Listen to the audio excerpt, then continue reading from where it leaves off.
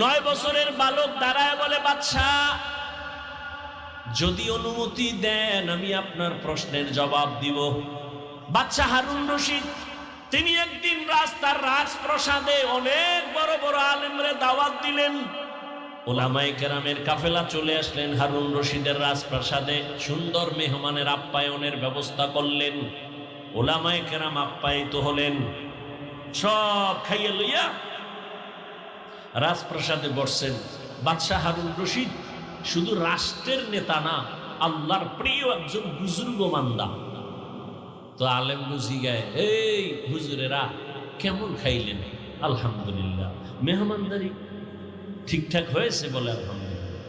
তো আপনাদের ডাকছি, জিগাইবেন না কেন ডাকছি? জি বাদশাহ মহারাজ, কেন ডাকছেন?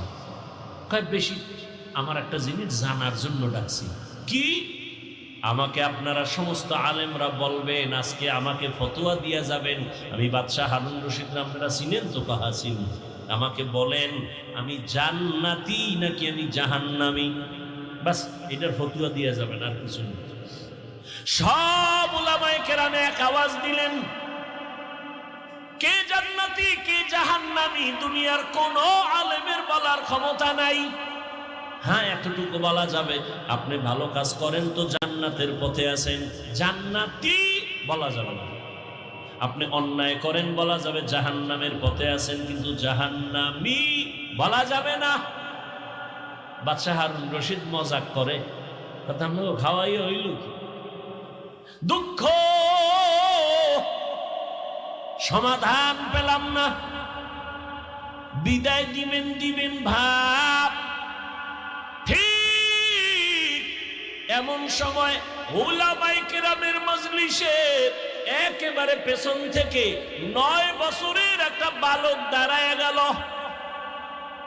বালক দাঁড়ায় বলে, বাদশাহ বেয়াদবি যদি ক্ষমা করে দেন আপনার প্রশ্নের জবাবটা আমি দিব। 9 বছরের বালক দাঁড়ায় বলে, বাদশাহ যদি অনুমতি দেন আমি আপনার প্রশ্নের জবাব দিব। বাদশাহ হারুন রশিদ খুশি হয়ে কয়, দেও কইলইব না, সিস্টেম অনুযায়ী সামনে নিয়ে আসেন। উজিরে আজম তাড়াতাড়ি বাচ্চাটাকে সামনে আনো। 9 বছরের বালক দাঁড়ায় কয়, বাদশাহ প্রশ্নটা আবার করেন। প্রশ্ন হলো, আমি হারুন রশিদ জান্নাতি না জাহান্নামী? বাচ্চা 9 বছরের বালক কয়, জবাব দেওয়ার আগে আমার কথা আছে। বলো কি? যে প্রশ্ন করে সে বড় না যে জবাব দেয় সে বড়? বাদশাহ হারুন রশিদ কয়, জবাব দেনেওয়ালা তো খানিকটা বড়। বেয়াদবি মাফ কইরা আমারে সিংহাসনে বসায় আপনি নিচে আসেন।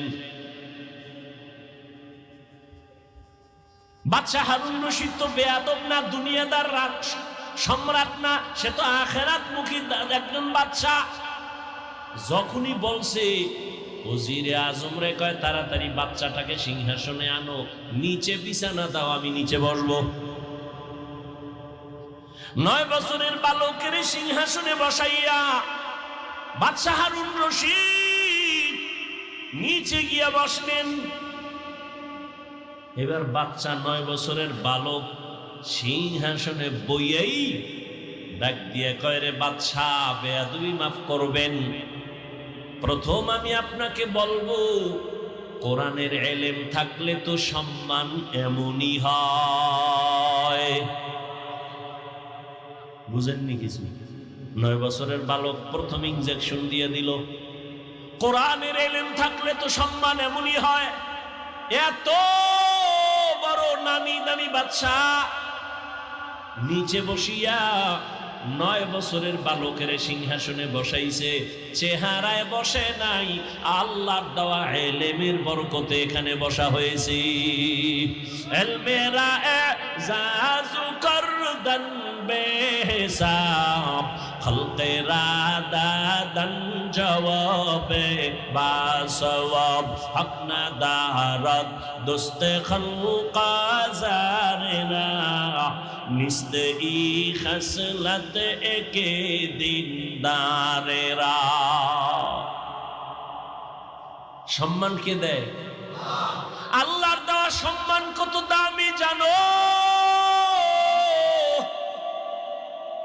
চেয়ারম্যানের চেয়ারের মেয়াদ শেষ, এমপির মেয়াদ শেষ, মন্ত্রীর মেয়াদ শেষ, কিন্তু কোরআনওয়ালাদের চেয়ারের কোনো মেয়াদই নাই। টাকা দিয়া সম্মান যদি কিনো,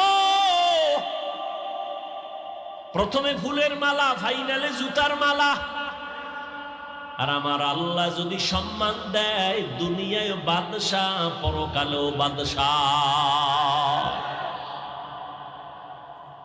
यहाँ हम सब मुसाफिर दिल ना लगा,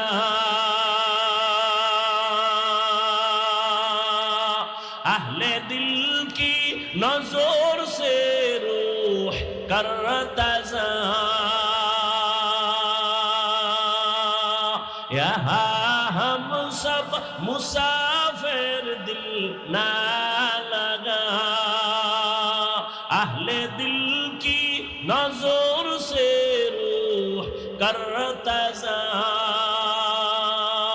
शाह दौलत सब फकीर गर नेक ने है, शाह दौलत सब फकीर गर नेक ने है, जिंदगी में बंदगी तू कर नहीं, जिंदगी में बंदगी तू कर नहीं, जिंदगी में बंदगी शर्मिंदा है, जिंदगी पे बंदगी शर्मिंदा है, जिंदगी में बंदगी कुल बंदगी, बंदगी पे जिंदगी शर्मिंदगी।